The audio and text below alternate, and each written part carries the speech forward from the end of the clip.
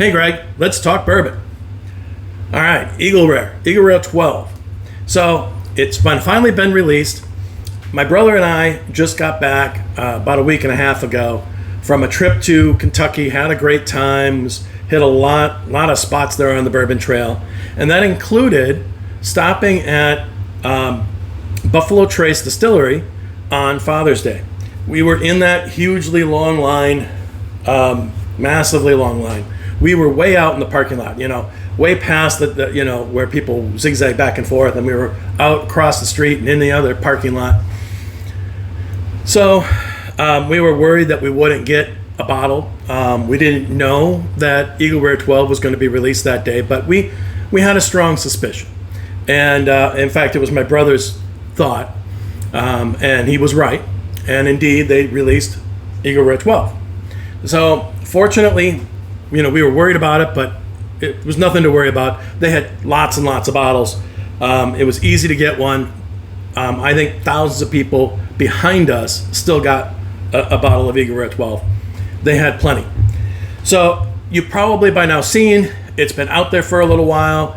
You've probably seen reviews of it. You've probably seen blinds with it.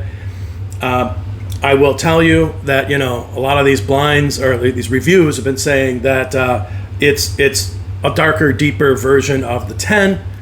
I would agree with that. Beyond that, I would also say that in particular, I find that the fruit notes in the Eagle Rare really are, in the 12, they're more distinct than they are in the 10. And that's one of the big differences I see. It is a little darker, it is a little richer, and it's just plain smoother. So a little bit more put together. So will I be able to tell the difference though in a blind? That's the real question. Will I be able to pick one out over the other, and will I pick 12 to be better than 10? I think, when you put it in a blind, you just never know, right? So this is the fun I'm going to have here today. Will I actually pick 12 to be better than 10, or will I go the other way? Because you just never really know when you're in a blind. So, but I do have some competition for them, right? So I've got here New Riff 8, Knob Creek 12, Basil Hayden 10, and Old Forester's 10 year, which is also known as 1924. So we've got here 6 bottles that are all roughly the same age. They're also roughly the same proof. These are all between 100 and 80 proof. The original Eagle Rare is 90 proof, and people were asking Buffalo Trace to bump up the proof level a little bit. I think everybody was hoping for 100 proof. Well, the Eagle Rare 12 came out at 95 proof. Okay, well, it's a little better, right? The other bottles up here, this is 100 proof, 100 proof, 100 proof, and then the Basil Hayden is only 80 proof. So I think it's nice that I've got nothing over 100 proof, so that I don't have anything up here that's just going to blow the competition away. And I do have one bottle that is a lower proof level than the Eagle Rares. So I think that's a nice mix. So they're similar age, similar proof. The only real difference here is price. So Eagle Rare these days is now 45, right? It used to be 40. And the Eagle Rare 12, gosh, I really don't quite remember. I think it was 52. I know it's in the 50s. That, of course, is at the distillery. Secondhand prices are obviously higher usually. So going on down the line here, the New Riff 8 was, I believe, 72. The Knob Creek 12 was 75. The Basil Hayden 10 was 80. And the 1924, I don't know, my brother picked it up for me, but I think it cost me $120. So the Old Forester here is definitely the most expensive bottle up here by quite a bit, right? So when you're looking over the field here and you're going, well, these are all similar in proof and similar in age, and yet these two are $45 and $52. I mean, what a deal, right? What a deal. The only problem is, and it's partly due to their price, is that they can be hard to find. So we lucked out, of course. We guessed right, and we were in line at Buffalo Trace Distillery on Father's Day. So here we go. Now I got to, before I dive into this, I gotta tell you something. When I got back from Kentucky, I wanted to hurry up and do a video doing a blind, which I had most of these bottles in it. I wanted to do a blind using the Eagle Rare 12, and I popped this open just before the blind, as well as this one and this one. These three bottles were unopened. I popped them open. I did a blind. I don't know if it's, the neck pour. I don't know if it's, that they didn't have a chance to open up. But I got to tell you, the results of that one that I recorded a week and a half ago were not good, right? I had 3 glasses that were really good and 3 glasses that were just clearly less than. And as it turned out, the 3 glasses that were clearly less than were the Eagle Rare 12, the New Riff, and the Basil Hayden, which were the 3 bottles that I had just opened. Well, I threw that video away. I couldn't go forward with that one. It's not fair if there was a neck pour problem, right? Or they just didn't need time to open up, right? So now these bottles, I have also now shaken them a little bit. I have also, they've had about 9 days or so being open. So they've had a chance to breathe. I did do a little tasting of these glasses a couple days ago just to make sure that indeed they seem to have opened up and they seem ready for being in a blind. I hope that indeed works out to be true. So I will be shocked if I end up with those kind of same results. So just before we dive into this here, what are my predictions? Well, first off, let's start at the bottom end. The Basil Hayden 10. It's really nice, it's really sweet, but it's rather soft. It is only 80 proof. I think the proof level is going to get the best of it. I think it's going to cause the Basil Hayden to finish in the bottom half of this blind. Another one that I'm a little concerned about, and it's the most expensive bottle up here, and that is the Old Forester. I really like Old Forester. Love their profile. It's great, right? It's kind of a darker, oakier bourbon. But being that it's darker and oakier, it does, for me, tend to not blind well. Now, I've never actually had the 1924 in a blind before. I've had the 1910 and the 1920, and I've had the cast strength single barrel. I put those in blinds.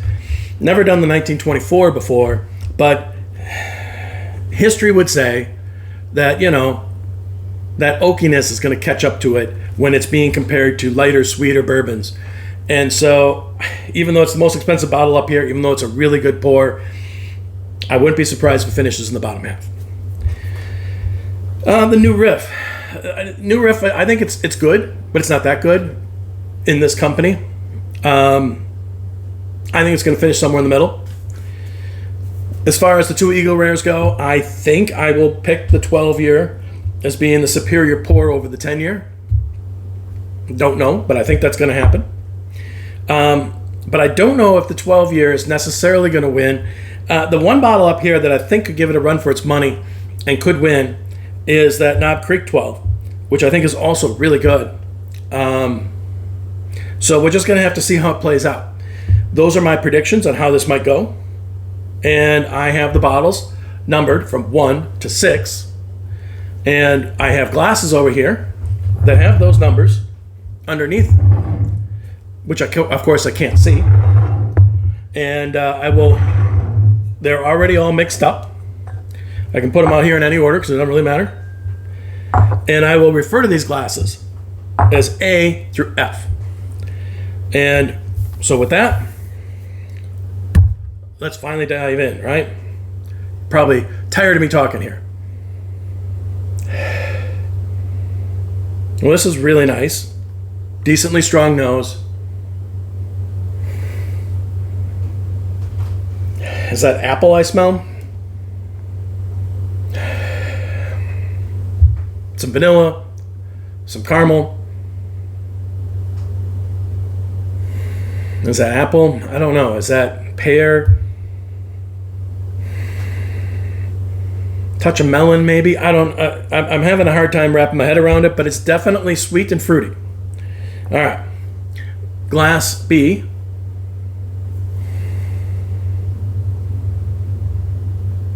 This one, the nose is a little lighter.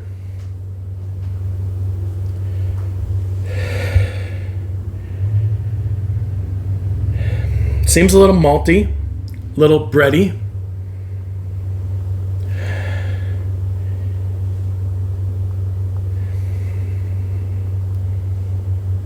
Some vanilla. Maybe a hint of fruit to it, but yeah, I don't think it's that much fruit. Glass C. Also has a lighter nose.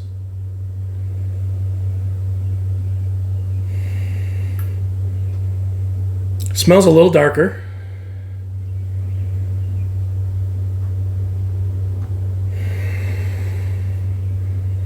It's very fruity. Is it melon? Is it more of a peach?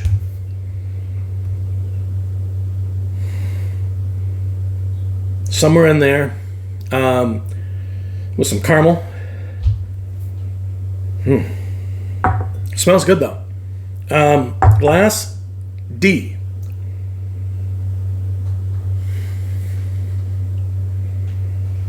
Decent nose in terms of strength. It's fruity. Well, there's definitely something else there. This smells different than the previous three.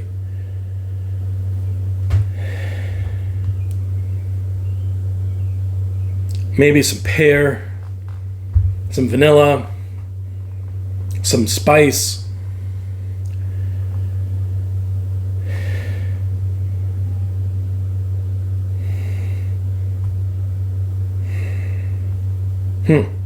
Or is that apple? I don't know.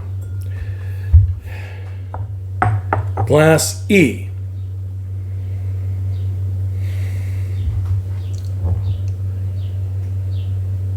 Nice and sweet. There's a lot of vanilla in this one. A little bit of spice to it.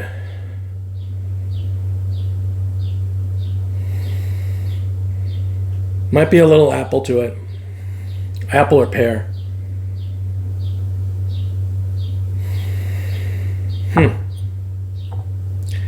All right, glass F. Good strong nose. Smells delicious, actually. Really does. This smells delicious.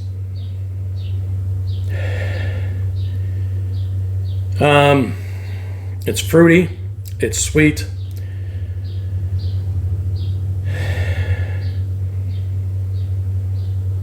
Kind of also has a... I mean, the sweetness is more of a caramel. And maybe a little confectionery sugar to it as well. It also has almost like a little bit of a rickhouse smell to it. I think. Maybe an orange as well. There's a citrusy note to it. An orange or melon. Anyways, that one really smells good. I mean, on the nose, I really like that F, although the A was also really nice. There's a lot of similarities here. I didn't notice anything coming across poorly. So anyway, we'll go back to glass A. And we're going to do on the palate. Yeah, definitely fruity.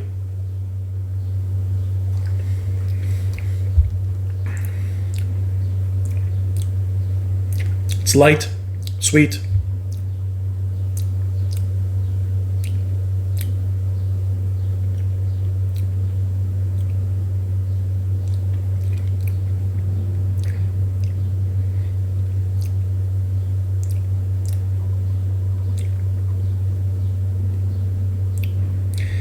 I don't know. As far as the fruit goes, is it berry? Is it peach? Somewhere in that range. Little bit of spice to it. Not bad at all. It's a really nice pour.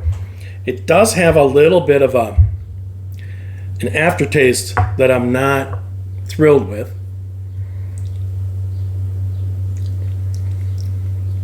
It's real nice on the front of the palate. Real nice.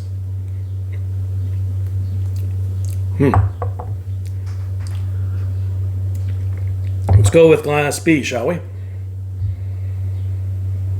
This is one of the light noses.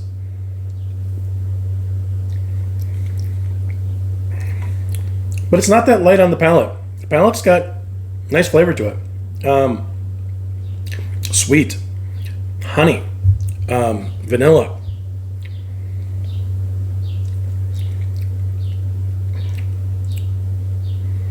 A little spice to it. Yeah, actually it's got quite a bit of spice to it. It's starting to build now.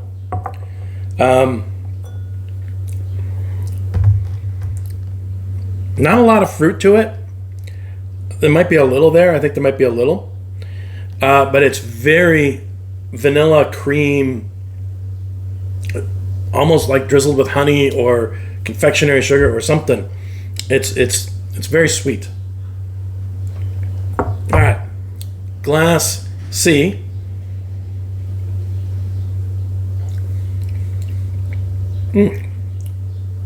This one also had fairly light nose, a little bit stronger than that one, but good flavor on the good powerful flavor on the palate. Very fruity.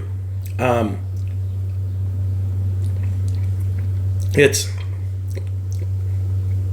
the sweet notes. It's not that sweet. It's there's some caramel to it, but otherwise it's a lot of melon and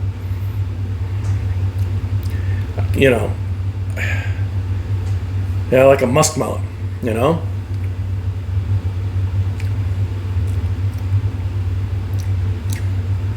Okay, maybe there's a touch of confectionery sugar on top.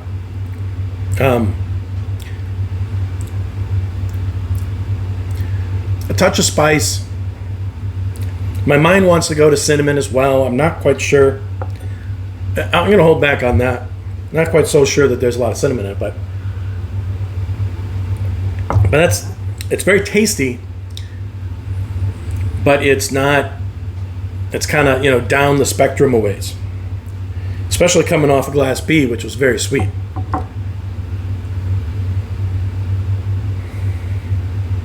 This one smells really nice. This glass D.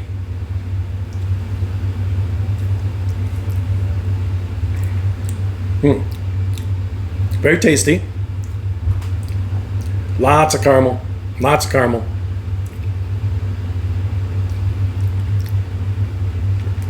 A little bit of a graham cracker to it.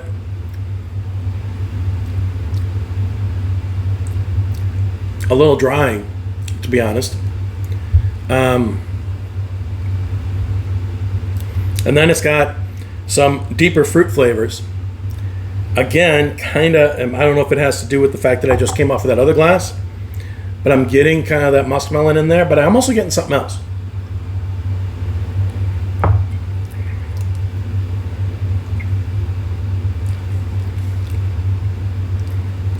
Yeah, now I'm getting more into the vanillas this time around.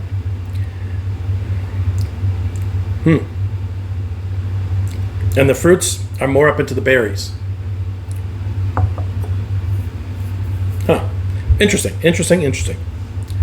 All right, glass E.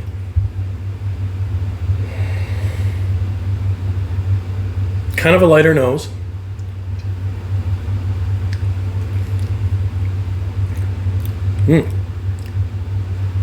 Also nice and sweet. Very sweet. Again, it's with the vanilla cream.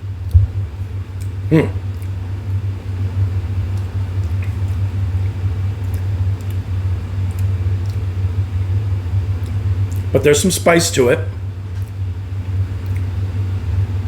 There's some fruit to it. I'm gonna see if I can't pin down a little bit that fruit.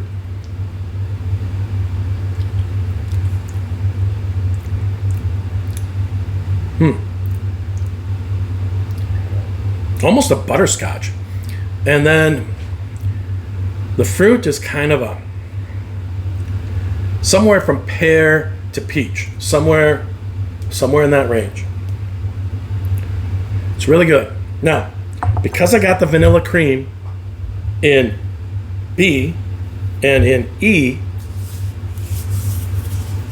I don't know. Are those the two Eagle Rares? I don't know. I did get that same note twice now. All right, two different glasses.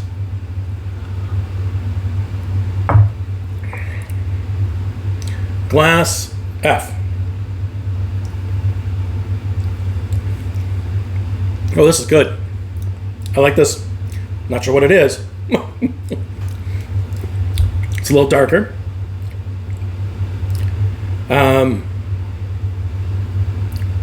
Apricot.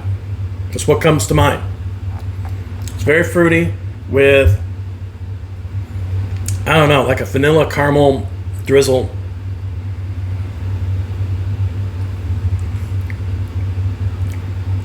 There's some graham cracker to it. There's some spice, cooking spice starting to come in the back of the palate. Not sure. I think it's also starting to turn a little oaky. We'll see. We'll keep that jury out, right? So, but I gotta say, as a first sip, that F was the one that made me go, wow, right? I mean, the other ones were pretty good. And then there was a couple other ones that were a little light. But that F was like, wow, that just feels really well put together, really tasty. All right.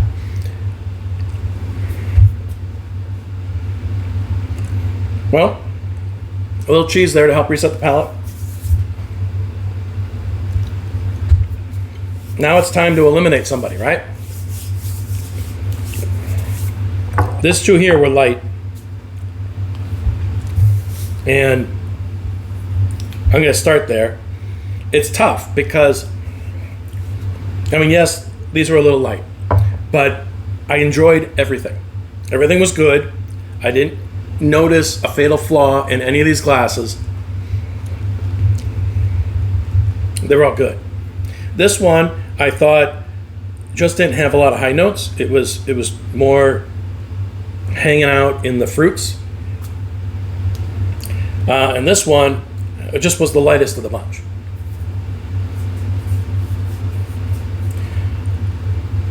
And I don't know what to say. I'll try some of these other ones as well, but I kind of really like all the rest of them.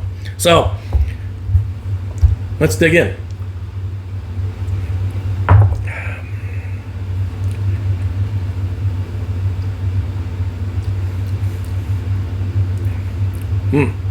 Yeah, to me that tastes like Eagle Rare. I might be wrong, but it's got that vanilla cream to it.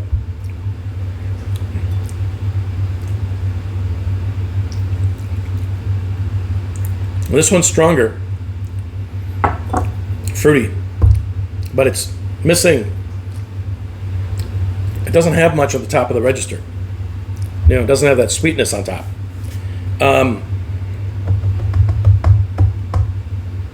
Makes me, I hate to put out predictions, but I was checking these glasses. I poured a little of these just a few days ago for the sake of making sure that these bottles were open and that they were all about the same strength and that I was now able to actually have a good blind.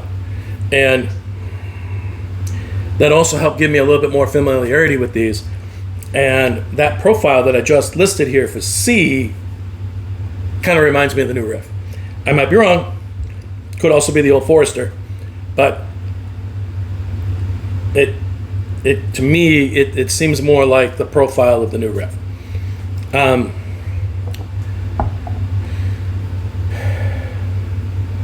if this is an Eagle Rare, let's hope it's the Eagle Rare 10.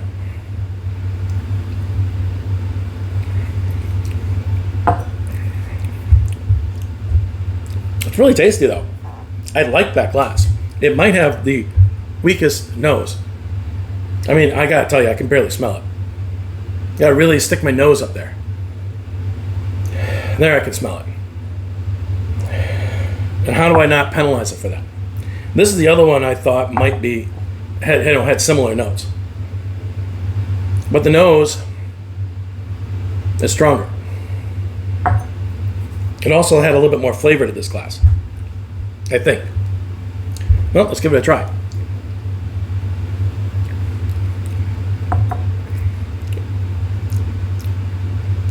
Yeah, it's definitely darker than this one.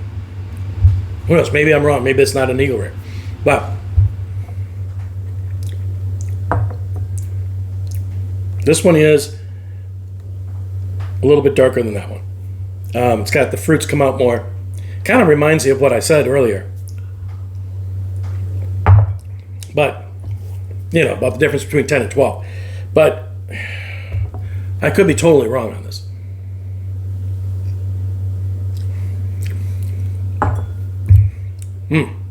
I really like that D. That's tasty. I don't know what it is. It's tasty. You know, the other thing that this glass B could be, really light nose, it's very sweet. If it's not the Eagle Rare 10, then I would say it's probably Basil Hayden. I hate to keep doing these predictions, but, well, there it is. Now this one, this Class A is a little different. I kind of get a little bit of that rickhouse smell.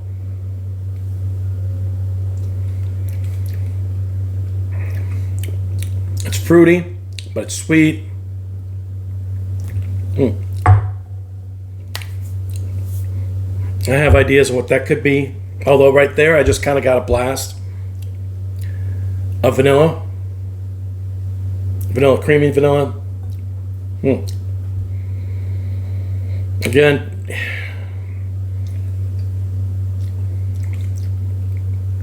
yeah, I'm getting lots of vanilla there from this now, which makes me think Eagle Rare as a possibility. There's too many of these that are too similar. That's the bottom line. I just need to figure out what is the worst and just call balls and strikes, go from there.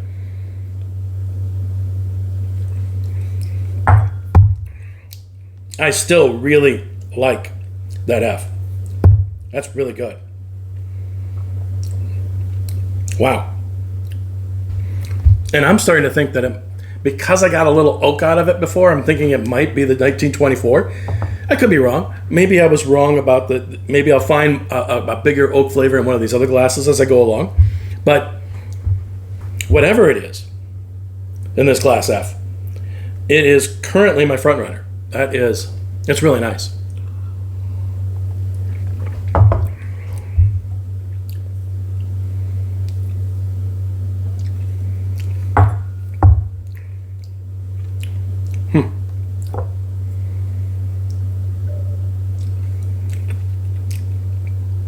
Okay, well, I don't know if this is Basil Hayden, or if this is Eagle Rare 10, or if it's just something else.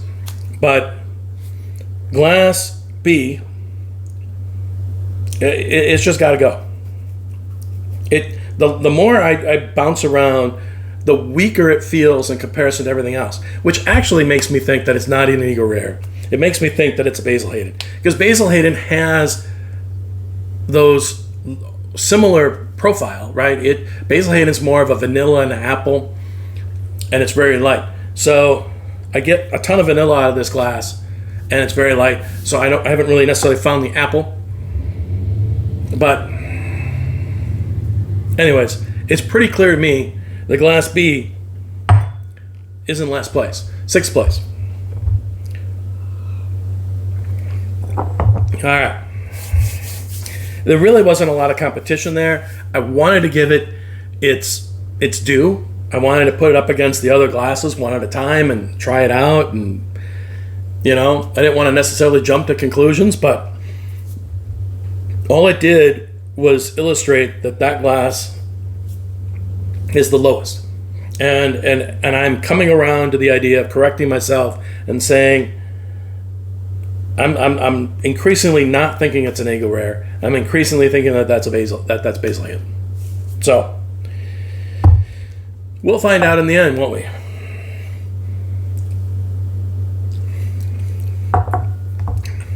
And this Class C, I'm really enjoying it. Yes, it definitely comes across to me as being either an Old Forester or a New Riff. But, and I'm kind of leaning towards the New Riff. But,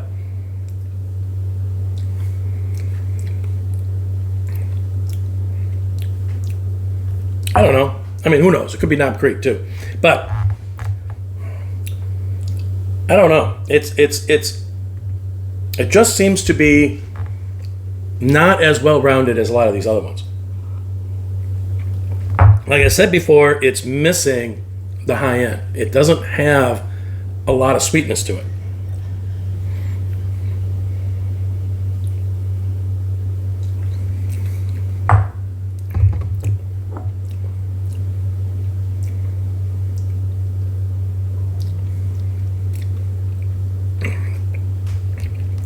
And this D smells lovely, tastes lovely. It's really good. I don't know what this D is. I don't have a prediction at this point, but it's really nice.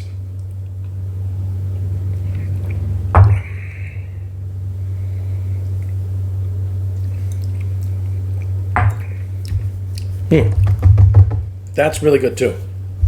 Maybe not quite as good as the D, but it's really good.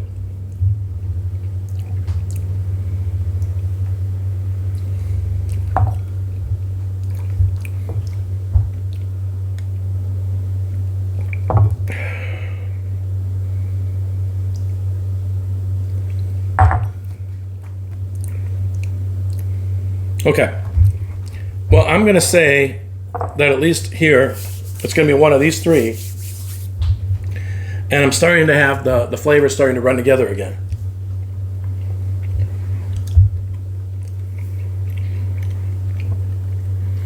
Some more cheese.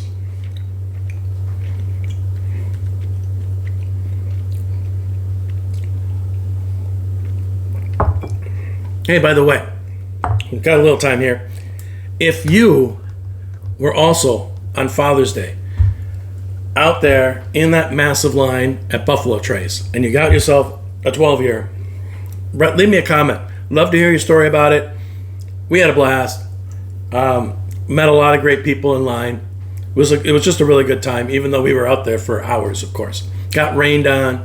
I got rained on. I think I got rained on while standing in line 4 times over the course of that weekend. Once at Michter's, once at Four Roses. I got rained on at Buffalo Trace. In fact, I think I got rained on twice at Michter's. And I still came away with nothing at Michter's.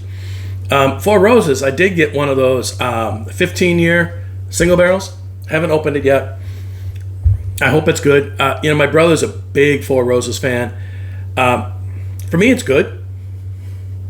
I hope that 15 years is going to be amazing for me. We'll see. In any case, let's get back into this, shall we? I had to give my palate a chance to, adjust here so that I can better tell the differences between these. It's nice. Mix them up.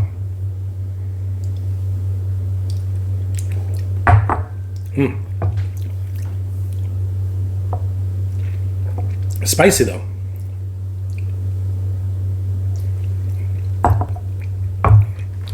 Yeah, I just gotta do it. Gotta do it. Class C is gonna go out in 5th place.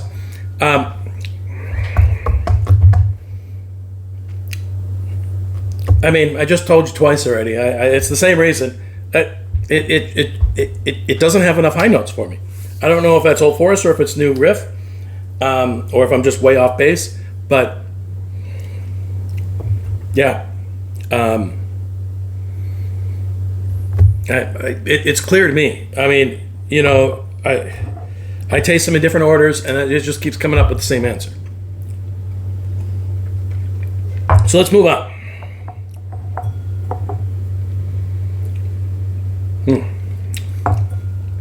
That glass D is really good.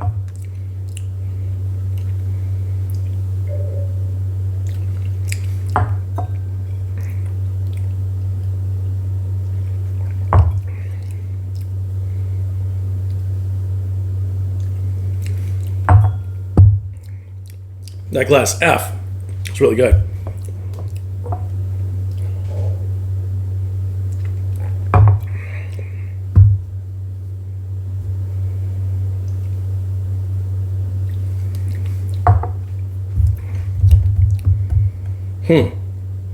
All right, well, I'm back to these two, and I'm kind of leaning towards A as being the next one out.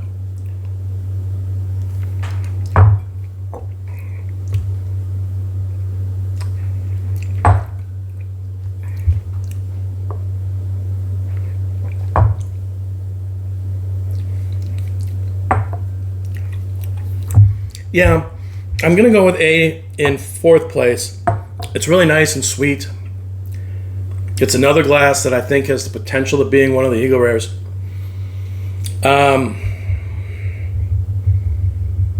But it doesn't have as much depth to it as these other three glasses. I really enjoy it. It's really good. It's just not quite there. So there we are. And these opinions I've been forming over and over, right?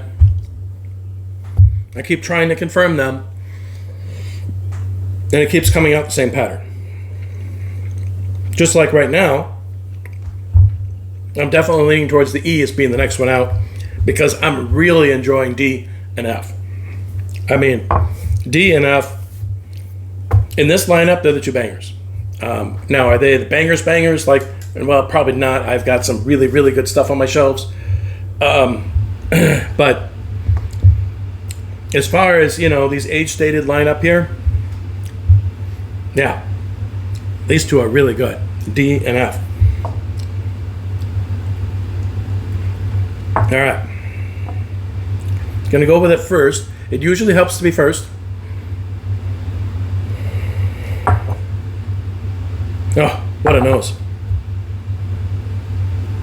D has the best nose, although F's nose is also really nice. Where F really comes in is that F, I think I've been really enjoying it on the palate. Whereas D is also good on the palate, but I'm telling you, D has just got a fantastic nose.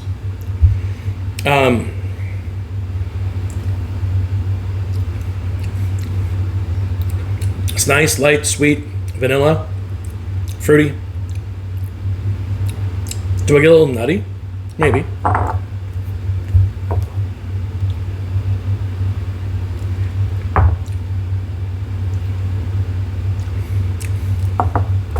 Wow, it's good. That D is starting to rise. D might be my new favorite. Wow. A lot of vanilla, graham cracker. It really sticks with you too. That vanilla is just hanging around in my mouth. Really nice. Some fruit there too.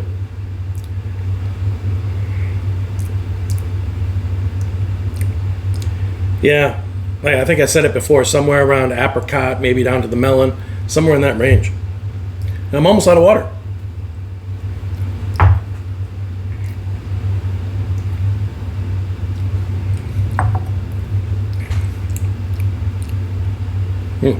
That one's good too.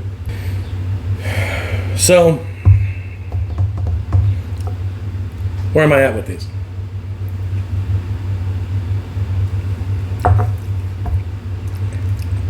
It's a really nice pour. It's very sweet. It's got some vanilla, touch of caramel, but it's a little light.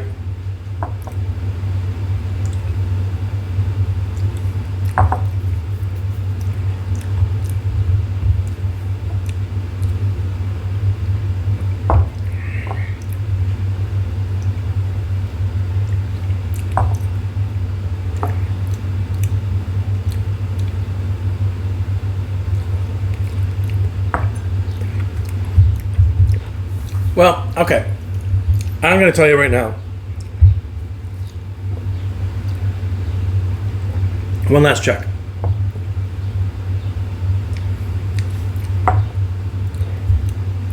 Yeah. I think I'm going to go with D as my winner. And these two I've been going back and forth with. The E is a little lighter, but it's a little sweeter. The F is really nice. It's a little deeper though. And I don't know, but the D is the one that's at the end here, is the one that's just still shining. So I'm going to put E out in third place. I'm going to put E or F out in second place. And then my winner is going to be D, which is really nice. Caramel, some vanilla, fruit.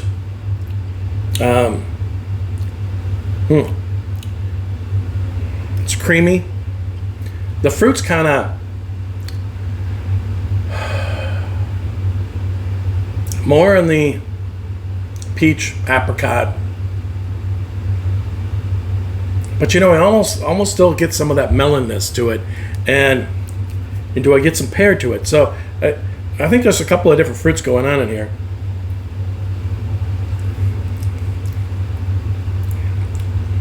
Maybe some confectionery sugar on the top.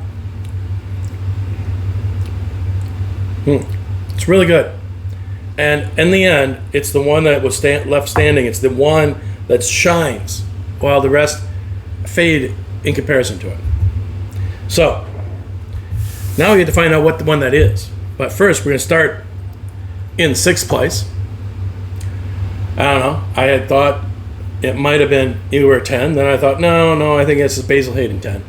I don't know. Am I way off base? We'll find out here. It is number 1. Well, it is the Eagle Rare 10. Wow. I did pick that out of the lineup.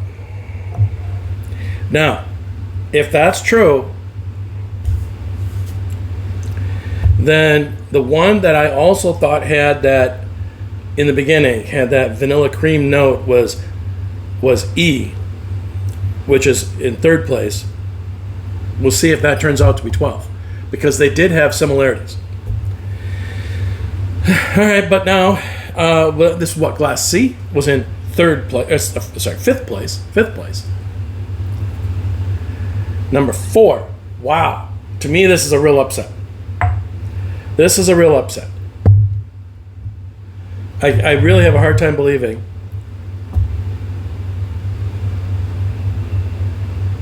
yeah, you know what? I mean, just now that I know what it is, I smell it. Okay, I do kind of get that Knob Creek vibe from this glass.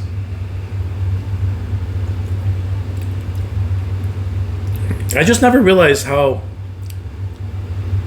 it's good, but it's lacking that those upper notes to it. I just never quite realized that before. It's just kind of on the darker end of things. Put these behind. So Knob Creek 12, in a surprise, goes out in 5th place. Wow. All right. In 4th place, number 5. So finally the Basil Hayden comes out.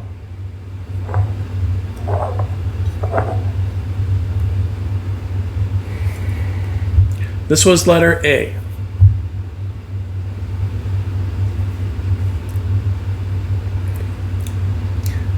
I mean, it's nice. It's really nice. Sweet, fruity, but not a ton of depth beyond that, right?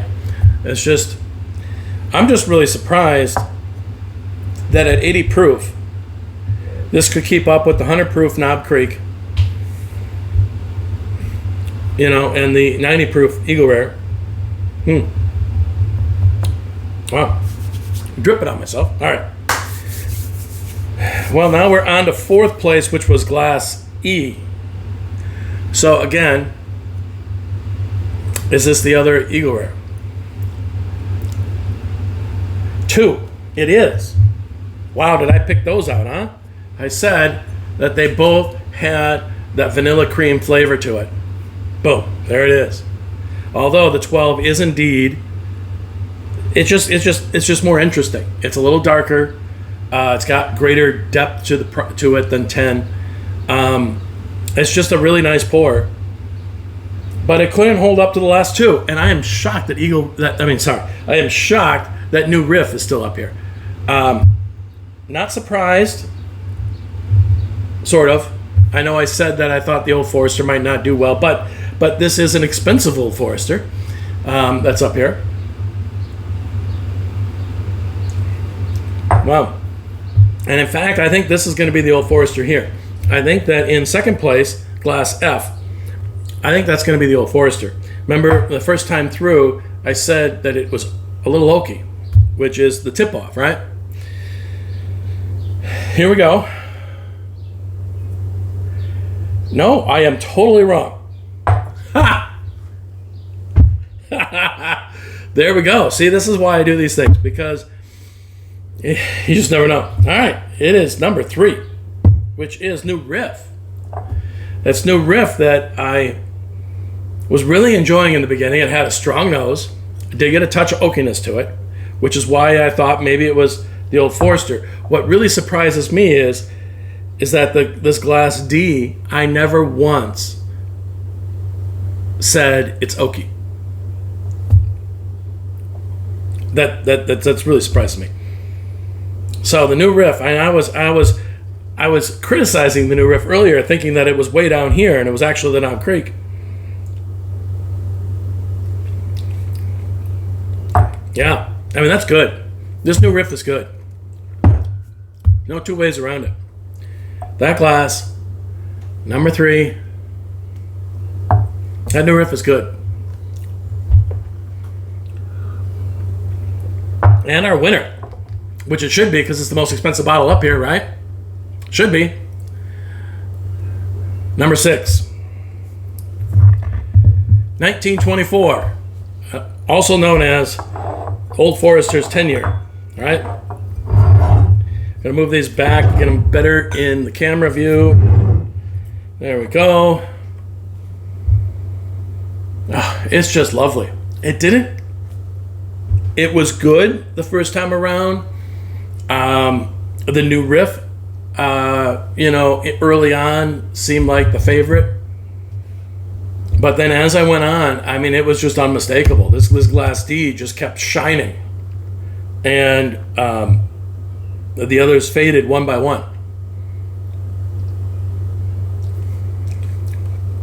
Well, I'm glad to see that my money... Wow, this is just really good. Holy smokes.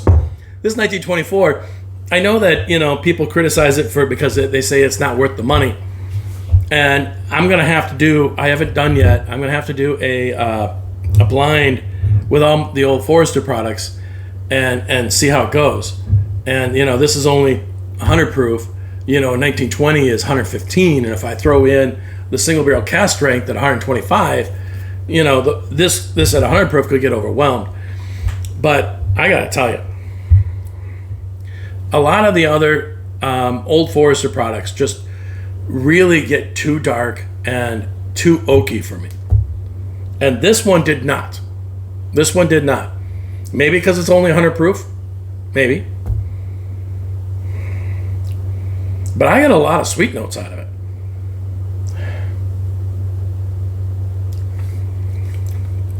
And it's the first glass I finished. Boy, this is just really, really tasty. Great nose. Duct tapeable nose. All right. Wow. I am impressed with the Old Forester 1924. I'm going to have to put it in more blinds and see just exactly how good it is. That's really good. But the other takeaways here, as we've already been talking about, I was able to pick out which ones were in the end, as it turns out, I should have listened to myself in the beginning. I was able to pick these 2 out. And I'm glad that it was the 12 that I put ahead of the 10. Although to me it was no question. This was definitely a lot more robust, a lot deeper, and more put together. I'm shocked about the new riff. I'm happy about the 1924. And I'm also shocked about this Knob Creek because I really enjoy this bottle. I'm kind of shocked it's way down here. That being said, these are all really good pours. These are all really good. So, and somebody had to lose, right? So there it is. Eagle Rare 12. It is really good. It's what, $52, $54, something like that. It's definitely at that price. It's great. Sure, it got beaten here today by a $72 bottle and a $120 bottle. But it also beat an $80 bottle and $75 bottle. And so at $52, I mean, how could you possibly go wrong? If you're trying to buy Eagle Rare 12 on the secondary market, what would I say? Well, I would say it maybe it's worth in the 70s, maybe 80. Is it worth much more than 80? I don't know. This blind would say probably not, right? I would say 80 is a good price for it. I bet I haven't looked at the secondary market. I gotta believe that these 12s are going for a lot of money right now. But anyways, that's how I see it. I hope you guys enjoyed it. Peace out.